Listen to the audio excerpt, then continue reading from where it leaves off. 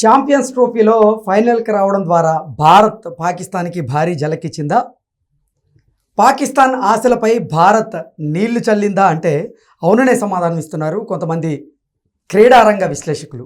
ఈ నేపథ్యంలోనే ఈ అంశం మీద మనం పూర్తి స్థాయిలో విశ్లేషణ చేసుకుందాం. ప్రస్తుతం మనతో పాటు ఉన్నారు ప్రముఖ సీనియర్ జర్నలిస్ట్ యజ్ఞమూర్తి గారు. వారితో మాట్లాడదాం.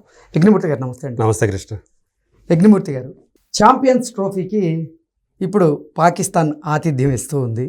అయితే భారత్ ఛాంపియన్స్ ట్రోఫీలో ఫైనల్కి రావడం ద్వారా పాకిస్తాన్ ఆశలపై నీళ్లు జల్లింది అనేటువంటి వార్తలు వస్తూ ఉన్నాయి. దీని మీద మీ విశ్లేషణ ఏంటి సార్? నిజంగా ఈ ఐసీసీ ఛాంపియన్షిప్ ట్రోఫీ చాలా ప్రతిష్టాత్మకంగా తీసుకుంది పాకిస్తాన్. సో ఎట్లాగో ఐసీసీని మెప్పించి, అంటే దాన్ని ఒప్పించి తమ దేశంలో ట్రోఫీని నిర్వహించుకోవడానికి గ్రీన్ సిగ్నల్ పొందింది. దానికి ముందు చాలా జరిగింది, అంటే ఇవాళ వద్దా.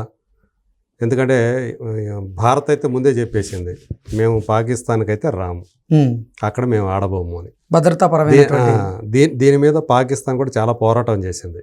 మేము అన్ని భద్రతాపరమైనటువంటి అన్ని చర్యలు మేము తీసుకుంటాము, వాళ్ళకి ఏ ఇబ్బంది కలగనివ్వము అని ఎన్ని చేసినప్పటికీ కూడా మాదేం లేదు, కేంద్ర ప్రభుత్వం ఒప్పుకుంటే వస్తాం, లేదంటే మేము రాలేము, ఎందుకంటే మేము మా ఆటగాళ్ళ భద్రత మాకు ముఖ్యమని బీసీసీఐ ఐసీసీకి చెప్పింది. ఇక్కడ ఏంటంటే ఐసీసీ చైర్మన్, ప్రస్తుత ఐసీసీ చైర్మన్ వచ్చేసి జైషా కావటం వల్ల ఇక్కడ అంటే పాకిస్తాన్ పప్పులు ఉడకలేదని అనుకోవాలి. ఎందుకంటే ఏమైనా జరగచ్చు. పాకిస్తాన్ పరిస్థితి ప్రస్తుతం ఆర్థికంగా బాగాలేదు, అలాగే అక్కడ సామాజికంగా కూడా భద్రతాపరమైనటువంటి చాలా అంశాలు అక్కడ ఇమిడి ఉన్నాయి. ఈ రోజే ఉదాహరణగా తీసుకుంటే రంజాన్ మాసం ప్రారంభమైన తరువాత అక్కడ 3 దాడులు జరిగినాయి. ఈరోజు ఆత్మాహుతి దాడిలో ఎంతోమంది పాకిస్తానీయులు కూడా చనిపోయినటువంటి పరిస్థితి మనం చూసాం. అవును, అంటే అక్కడ టెర్రరిస్ట్ కార్యకలాపాలు కూడా చాలా విస్తృతంగా జరుగుతూ ఉన్నాయి. సో దీన్ని దృష్టిలో పెట్టుకునే, ఎందుకంటే ఎవరు ఎన్ని హామీలు ఇచ్చినా కానీ ఏదైనా జరగరానిది జరగదు అని చెప్పడానికి ఇప్పుడు ఎవరు ఏమి చెప్పలేని పరిస్థితి కదా. అందుగురించే మేము వెళ్ళము అని చెప్పేసి తెగేసి చెప్పింది. అంటే కేంద్ర ప్రభుత్వం వద్దు అని చెప్పడం వల్ల మన బీసీసీఐ కూడా నో చెప్పింది. సో దాంతో ఏంటంటే ఇండియా ఆడే మ్యాచ్ని మాత్రం దుబాయ్లో ఆడటానికి ఐసీసీ అనుమతి ఇచ్చింది. సో దాంతో ఇప్పుడు దుబాయ్లో ఈ ఖర్చు ఇదంతా కూడా మళ్ళీ పాకిస్తానే చేసుకోవాలి. అట్లా ఈ టోర్నమెంట్ అనేది మొదలైంది. సో ఒక పెద్ద టోర్నమెంట్ ఇది, ఎందుకంటే ఐసీసీకి కనుసన్నలో నడిచేటువంటి ఒక పెద్ద టోర్నమెంట్. సో దీని ద్వారా తమకి అంటే ఎండార్స్మెంట్ల ద్వారా కానివ్వండి, అనేక రకాల మార్గాల్లో మంచి ఆదాయం వస్తుంది, తమ పరపతి కూడా పెరుగుతుంది అనేటువంటి నమ్మకం, గట్టి నమ్మకంతో పాకిస్తాన్ క్రికెట్ బోర్డు, పీసీబీ అంటాం, పీసీబీ కూడా దీనికోసం చాలా ఖర్చు పెట్టింది. మన ఇండియన్ కరెన్సీలో చూసుకుంటే 1200 కోట్ల రూపాయల పైనే దీనికోసం ఆ స్టేడియాలను మళ్ళీ పునర్నిర్మించింది, బాగు చేసింది. చివరికి వచ్చేటప్పటికి ఏమైందంటే పాకిస్తానే సెమీఫైనల్స్ దాకా రాలేకపోయింది. వాళ్ళు ఆడింది ఒక్క మ్యాచ్ ఆడారు, అది కూడా ఇండియా మ్యాచే. ఇండియా మ్యాచ్లో తోటి వేరే వాళ్ళతో మ్యాచ్ ఆడారు. ఇండియా మ్యాచ్ వచ్చి మళ్ళీ దుబాయ్లోనే జరిగింది. అక్కడికి వచ్చేటప్పటికి మళ్ళీ ఓడిపోయింది. దీంతో మొత్తం సెమీఫైనల్ ఆశలన్నీ కూడా వమ్మైపోయాయి. ఇండియాతో ఓడిపోవడం, ఫస్ట్ న్యూజిలాండ్తో ఓడిపోయింది కదా, తర్వాత మనతో ఓడిపోయింది. అంటే వాళ్ళు ఆడింది ఒకే మ్యాచ్ అక్కడ, తర్వాత వర్షార్పణమైంది 3వ మ్యాచ్. దీంతో అంటే ఇప్పుడు అదే పెద్ద బాధ, ఎందుకంటే ఆతిథ్య జట్టే సెమీఫైనల్స్ కూడా రాలేదు. ఫైనల్ సంగతి పక్కన పెడితే లీగ్ దశలోనే ఛాంపియన్స్ ట్రోఫీకి ఆతిథ్యం ఇచ్చినటువంటి జట్టే వరుసగా ఓటమిలే బాధతో ఉన్న నేపథ్యంలో అసలు ఫైనల్స్ వాళ్ళ కంట్రీలో జరగకపోవడం ఇంకా పెద్ద బాధని. అవును. సో అట్లా వాళ్ళకి వాళ్ళ కష్టాలు ఎలా ఉన్నాయంటే సెమీఫైనల్స్ కూడా రాకపోవడం ఒకటి, లీగ్ దశలో నిష్క్రమించడం, ఒక్క మ్యాచ్. అంటే ఆతిథ్య జట్టు తమ దేశంలో ఆ టోర్నమెంట్లో ఒకే ఆట ఆడటం మించినటువంటి విషాదం ఇంకోటి ఉండదు కదా, అంతకంటే బాధాకరమైనటువంటి. సో అది పోయింది. సరే, కనీసం ఫైనల్స్ అన్నా సరే ఇక్కడ దాకా మనం చేస్తే బాగా చేసిందనే పేరు ఉంటుంది, మన దేశంలో జరిపితే ఒక తృప్తి ఉంటుంది అనుకుంటే, ఇప్పుడు ఈ సెమీఫైనల్లో గెలవడం ద్వారా ఇండియా ఆ ఆశల మీద మొత్తం ఆశలు తుంచేసింది అనుకోవాలా, నీళ్లు జల్లేసింది. ఆస్ట్రేలియా మీద మనం సెమీఫైనల్స్లో గెలవటం, దాంతో అనివార్యంగా ఫైనల్స్ కూడా దుబాయ్లో పెట్టాల్సిన పరిస్థితి. సో ఈరోజు సెమీఫైనల్స్ అయితే పాకిస్తాన్లోనే జరుగుతుంది, న్యూజిలాండ్ వర్సెస్ సౌత్ ఆఫ్రికా. అవును. ఎవరు గెలిస్తే వాళ్ళతోటి ఇండియా ఆడాలి. సో ఇండియా ఫైనల్స్కి రావటం వల్ల అక్కడ జరగాల్సినటువంటి మ్యాచ్, వాళ్ళ స్టేడియంలో జరగాల్సిన మ్యాచ్ దుబాయ్ స్టేడియంలో జరగాల్సిన పరిస్థితికి వచ్చింది. దీంతో వాళ్ళు ఏ ఉద్దేశంతో వాళ్ళు ఈ టోర్నమెంట్ నిర్వహణకి పూనుకున్నారో మొత్తం అదంతా కూడా అంటే తుత్తునులు అయిపోయి అంటారు కదా, వాళ్ళ ఆశలన్నీ కూడా నీరు గారిపోయాయి, ధ్వంసమైపోయాయి. అంటే ఈరోజు సెకండ్ సెమీఫైనల్ పాకిస్తాన్లో జరుగుతున్నటువంటి నేపథ్యంలో, లాహోర్లో జరుగుతున్నటువంటి నేపథ్యంలో ఇటు న్యూజిలాండ్కి సంబంధించినటువంటి ఆటగాళ్ళు కానివ్వండి, ఇటు సౌత్ ఆఫ్రికాకి సంబంధించినటువంటి ఆటగాళ్ళు ఇద్దరు కూడా భయపడుతున్నట్లుగా కూడా కొన్ని వార్తలు వస్తున్నాయి. ఎందుకంటే ఈరోజు ఆత్మాహుతి దాడులు జరిగినటువంటి నేపథ్యంలో. అవును. సో ఏం జరగబోతుంది అంటారు ఈరోజు కూడా? దీన్ని ఖచ్చితంగా, ఎందుకంటే ఏ మాత్రం తేడా జరిగినా కానీ మొత్తం క్రికెట్కే కాకుండా పీసీపీకే కాకుండా ఆ దేశానికి కూడా తీవ్రమైనటువంటి చెడ్డ పేరు వచ్చేటువంటి అవకాశం ఉంది ముందు. ఏదైనా అవాంఛనీయమైనటువంటి ఏమైనా జరిగితే కనుక.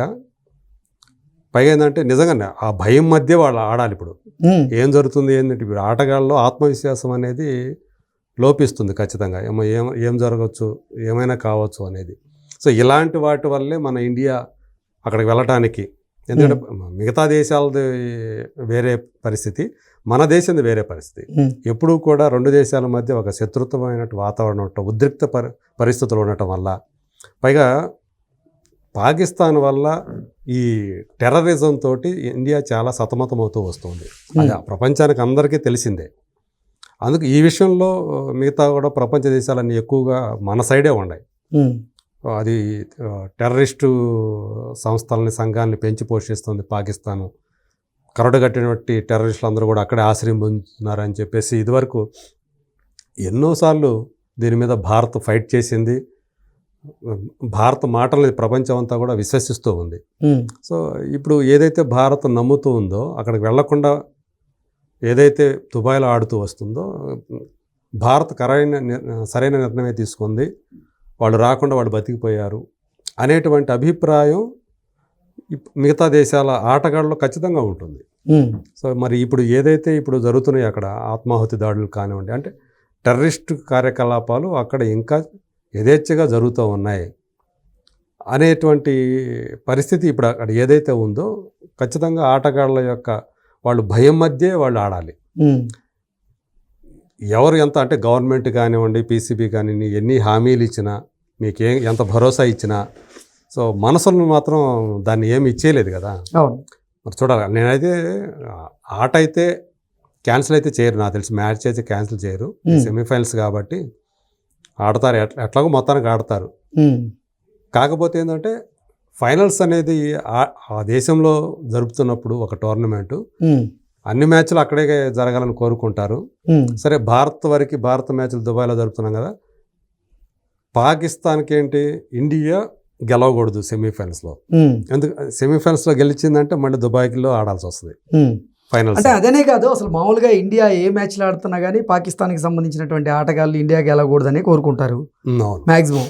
అవును, అది అందరికీ తెలిసిన విషయం. కానీ అయినప్పటికీ కూడా ఇండివిజువల్గా చూసుకుంటే, అంటే మొత్తం జట్టుగా చూసుకున్నప్పుడు వాళ్ళందరూ కూడా ఇండియా ఓడిపోవాలని కోరుకుంటారేమో. కానీ మన ఆటగాళ్ళలో పాకిస్తాన్లో చాలామంది వీరాభిమానులు ఉన్నారు. అవును, విరాట్ కోహ్లీకి అభిమానులు ఉన్నారు, రోహిత్ శర్మకి అభిమానులు ఉన్నారు. వాళ్ళ ఏదైతే వాళ్ళ అచీవ్మెంట్స్ ఏవైతే ఉన్నాయో వాళ్ళని సపోర్ట్ చేస్తూ చాలామంది, వాళ్ళని ప్రశంసిస్తూ చాలామంది కామెంట్ చేస్తుంటారు. అంతెందుకు, మొన్న షమా మొహమ్మద్ అనే కాంగ్రెస్ లేడీ లీడర్ ఒక రోహిత్ శర్మని ఆయన మీద బాడీ షేమింగ్ పాల్పడింది. అవును, ట్వీట్లు చేసింది. ఆమె చేసిన ట్వీట్ని ఎండగడుతూ ఒక పాకిస్తాన్కి సంబంధించిన క్రికెట్ అభిమాని రోహిత్ శర్మ గురించి బాడీ షేమింగ్ సిగ్గుపడుతున్నాను నేను, రోహిత్ శర్మ ఎలాంటి ఆటగాడు, ఎలాంటి కెప్టెను, అది ఏమీ తెలియకుండా అతను ఏమిటనేది అతను సాధించినటువంటి రికార్డులే చెప్తాయి, అవి ఏవి తెలియకుండా మాట్లాడినట్టు కనిపిస్తుంది అని చెప్పి అక్కడ ఒక పాకిస్తాన్ క్రికెట్ అభిమాని అతను ఆమె దానికి రిటార్డ్ ఇచ్చాడనమాట. అంటే చాలామంది ఇండియన్స్లో ఇంకా ఆ భావజాలం ఉంది అట్లాంటిది. వీళ్ళకంటే పాకిస్తాన్ క్రికెట్ అభిమానులు బెటర్ కదా అని చెప్పేసి కూడా షమా మహమ్మద్ని విమర్శిస్తూ ఉన్నారు. అవును. దాన్ని హైలైట్ చేసి ఇవాళ ఏదైతే అతను పెట్టాడో గఫార్ అనుకుంటా అతని పేరు. సో ఆ గఫార్ చేసినటువంటి ట్వీట్ని ఆమె చేసిన ట్వీట్కి ప్రతిగా దాన్ని ఇవాళ మన వాళ్ళు చాలా వైరల్ చేస్తూ ఉన్నారు. ఎగ్జాక్ట్లీ. పాకిస్తాన్ క్రికెట్ అభిమానులే బెటర్ ఏమి కంటే కూడా అని చెప్పేసి. సో అలాంటి అంటే ఇవాళ మనం రోహిత్ శర్మ గురించి కూడా మాట్లాడుకోవాలి ఈ సందర్భంగా. ఎందుకంటే 3 సంవత్సరాలైంది అతను మన క్రికెట్ జట్టు కెప్టెన్ అయ్యి. ఈ 3 సంవత్సరాల్లో 4 ఐసీసీ టోర్నమెంట్ ఫైనల్స్కి చేర్చాడు తన జట్టుని. ఇంతవరకు ఏ ఇతర భారతీయ కెప్టెన్కి కూడా అది సాధ్యం కాలేదు. అటు టెస్ట్ ఛాంపియన్షిప్ 2023లో, వన్డే వరల్డ్ కప్పు, అలాగే 2024లో T20 వరల్డ్ కప్పు, ఇప్పుడు 2025లో ఇప్పుడు ఐసీసీ ఛాంపియన్షిప్ టోర్నమెంట్. సో ఇట్లా 4 టోర్నమెంట్లోనూ ఇండియాని ఫైనల్స్ చేర్చిన ఏకైక ఇండియన్ కెప్టెన్ అనమాట. అలా రికార్డులోకి ఎక్కాడు. ఇక ప్రతి మ్యాచ్గా విరాట్ కోహ్లీయో లేకపోతే రోహిత్ శర్మనో ప్రతి మ్యాచ్లో ఏదో ఒక కొత్త రికార్డు జాతరలో చేరుతూనే ఉంది. అలాగే ఇప్పుడు కోహ్లీ కూడా ఐసీసీ టోర్నమెంట్లో అతను చేసిన పరుగులు ఇప్పుడు ఎవరు చేయలేదు అని చెప్పేసి చెప్తున్నారు. చేజింగ్లో హైయెస్ట్ రన్స్ దాటే. మరి ఏ ఇతర ఇండియన్ బ్యాట్స్మెన్కి కూడా ఆ క్రెడిట్ లేదు. సో అలాగా అంటే తన ఏదైతే కింగ్ అంటారో దానికి ఆ పేరుకి సార్థకత చేకూరుస్తూ అతను అలా చేస్తూ వస్తున్నాడు. సో వీళ్ళందరూ కలిసి అంటే కొంతమంది కరణ్ అర్జున్తో పోలుస్తుంటారు. ఇండియన్ క్రికెట్ కరణ్ అర్జున్ అంటుంటారు వీళ్ళని. సో మనకైతే వేరే పెట్టుకోవచ్చు, తెలుగు వాళ్ళు ఏం పెట్టుకుంటే బాగుంటుందేమో చూడాలి. కానీ బట్ వీళ్ళిద్దరూ కలిసి ఈరోజు అతను కెప్టెన్గా, కోహ్లీ ఆటగాడిగా పాకిస్తాన్ ఆశలన్నింటినీ కూడా వీళ్ళిద్దరూ కలిసి నీరు కార్చేశారు అనేటువంటి కామెంట్లు ఇప్పుడు వైరల్ అవుతూ ఉన్నాయి సోషల్ మీడియాలో. సో మొత్తానికి పీసీబీ పాకిస్తాన్ క్రికెట్ బోర్డు ఆశలు మొత్తం కూడా తుత్తునులు చేసేసింది భారత్ ఫైనల్స్కి రావటం ద్వారా అనేది ఇప్పుడు అనే అభిప్రాయం కూడా ఇప్పుడు అది కూడా వైరల్ అవుతూ ఉంది. సో మొత్తానికి మనం అంటే ఇది ఎవరు ఏమి చేయలేరు దీనికి. భారత్ ఏమో పాకిస్తాన్కి వెళ్ళదు, పాకిస్తాన్ ఏమో మనకి ఇక్కడ జరగాలి టోర్నమెంట్ ఫైనల్స్ అని అనుకుంది. అది అది సాధ్యం కాలేదు దానికి. ఇలా మొత్తం అది పెట్టిన ఖర్చు ఏదైతే ఉందో అదంతా కూడా వృధా అయిపోయింది, బూడిదలో పోసిన పన్నీరుగా మారిపోయింది అని ఇప్పుడు అందరూ కూడా పాకిస్తాన్కి సంబంధించిన వాళ్ళే చాలామంది బాధపడుతూ సోషల్ మీడియాలో తమ ఆవేదన వ్యక్తం చేస్తూ ఉన్నారు. సో అది ప్రస్తుతం టాపిక్ ఏదంటే పాకిస్తాన్ ఆశల మీద నీళ్లు చల్లినటువంటి భారత్ అనేది ఇప్పుడు ప్రస్తుతం టాపిక్ అయిపోయింది. Okay sir, thank you so much. Thank you.